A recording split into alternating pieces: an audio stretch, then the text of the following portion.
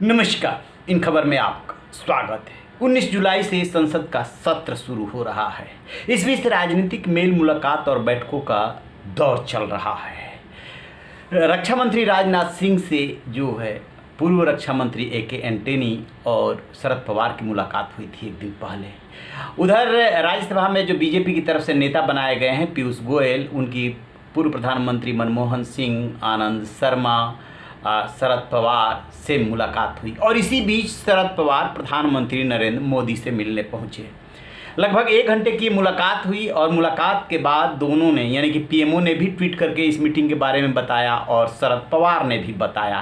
दोनों ने बताने में देर नहीं की, लेकिन जो बताया वो किसी के गले नहीं उतरता है, क्योंकि जब दो बड़े राजनेता मिलते हैं तो ऐसा हो नहीं सकता कि सियासी खिचड़ी न पके। और कई बार ऐसा भी होता है कि कुछ अन्य मुद्दों को लेकर के भी बात होती है और बाहर सियासी अटकलें लगने लगती है। इस मुलाकात को लेकर के भी ऐसी ही बातें हो रही है।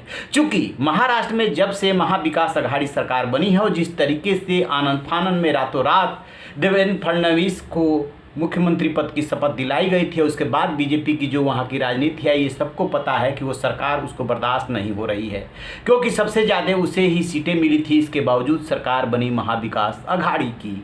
तो ये भी बीच बीच में अटकलें लगती रहती है कि क्या शिवसेना बीजेपी के साथ चली जाएगी या एनसीपी पहले जैसे बाहर से सपोर्ट किया था वैसे सपोर्ट करके सरकार बनवा देगी। कुछ ऐसी संभावना बन रही है क्या, या कांग्रेस के रोज रोज के किस से तंग आकर के एनसीपी और शिवसेना को ही चाल चल सकती है। चूंकि शरद पवार जो मौजूदा राजनेता है उनमें से जो वरिष्ठतम बचे हैं उनमें से एक है और काफ़ी अनुभवी राजनेता माने जाते हैं। इसी बीच जब प्रशांत किशोर मिले थे शरद पवार से, एक बार मुंबई में और एक बार दिल्ली में, उसके बाद शरद पवार के घर पे मीटिंग हुई थी और उसके बाद प्रशांत किशोर कांग्रेस नेता राहुल गांधी से मिले तो राजनीतिक अटकलें लगने लगी कि कहीं शरद पवार का मैसेज लेकर के तो नहीं पहुंचे। शरद पवार ने ये कह दिया कि राष्ट्रपति कैंडिडेट वो नहीं है, क्योंकि उन्हें पता है कि जिस पार्टी के पास 300 सांसद है उसके चुनाव में यानी राष्ट्रपति के चुनाव में क्या रिजल्ट रहने वाला है। फिर एक बात आई कि क्या 2024 के लिए कोई नेतृत्व की तैयारी हो रही है, कोई गठबंधन बन रहा है,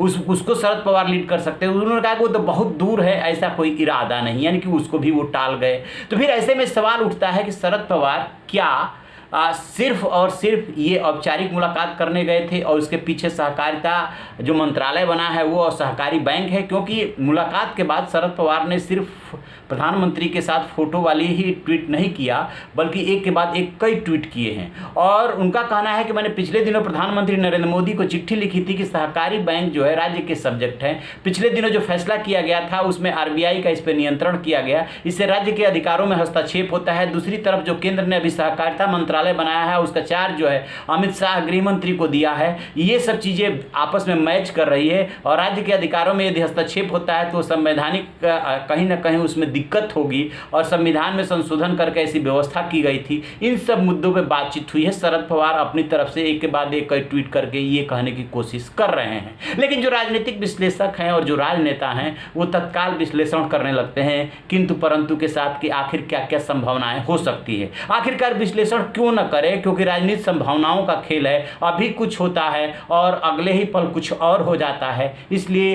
ये तर्क तो बनता है कि क्या इसमें कोई सियासी खिचड़ी भी पकी है, या जो उन्होंने ऑब्जेक्शन उठाया, जो चिट्ठी लिखी थी, उन्हीं मुद्दों को उठाने गए थे कि राज्य के अधिकारों में केंद्र हस्तक्षेप न करे।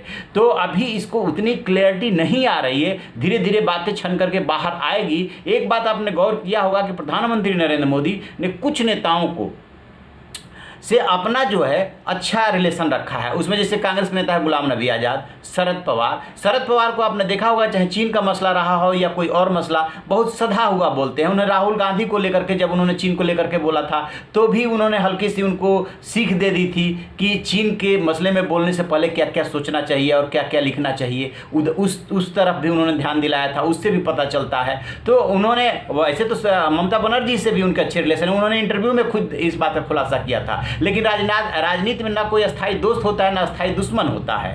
इन्हीं सब बातों के मद्देनजर अब इस पर चर्चा हो रही है कि सिर्फ सहकारिता मंत्रालय और सहकारी बैंक को लेकर मुलाकात हुई है या कोई सियासी खिचड़ी पकी है, क्योंकि नाना पटोले कांग्रेस के जो वहाँ के महाराष्ट्र के अध्यक्ष हैं लगातार जो है वार कर रहे हैं कि वो जो है बीएमसी का चुनाव भी अलग लड़ेंगे, विधानसभा के भी चुनाव अलग लड़ेंगे, फिर उनकी गठबंधन का मतलब क्या है, फिर महाविकास अघाड़ी सरकार का मतलब क्या है, यानी क्या भी ये फॉर द टाइम बीइंग के लिए है, क्योंकि हर राजनीतिक पार्टी अपना जमीन मजबूत करना चाहती है। बीजेपी को ये कतई गंवारा नहीं कि वो महाराष्ट्र में सत्ता से दूर रहे। तो इन्हीं के इर्द गिर्द चर्चा हो रही है। जैसे ही इसको लेकर के अपडेट मिलेगा आपसे साझा करेंगे। आप रहिए ना बेखबर, देखते रहिए इन खबर। Thank you.